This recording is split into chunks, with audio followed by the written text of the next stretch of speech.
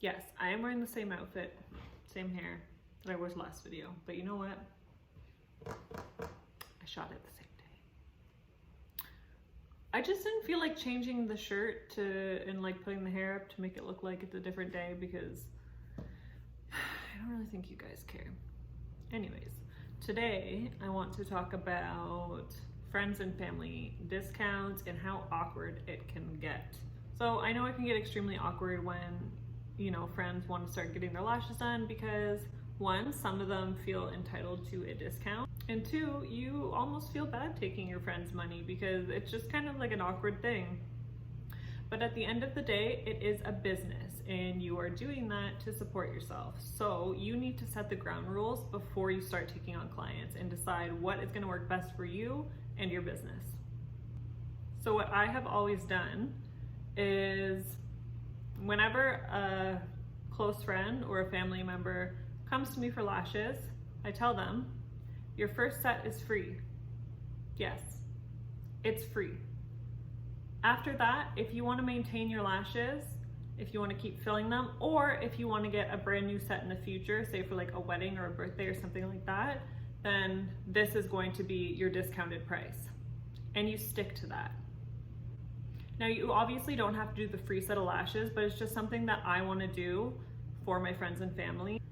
I just think it's nice to give back to your friends and your family every once in a while, and why not do that with a free set of lashes?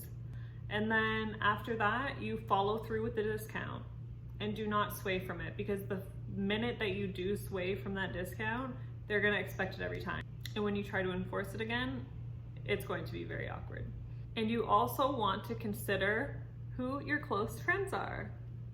I found when I started an eyelash business, all these people were popping up, you know? Like, oh, hey girl, I miss you so much. I saw that you're doing lashes now. That's amazing. We should totally get together.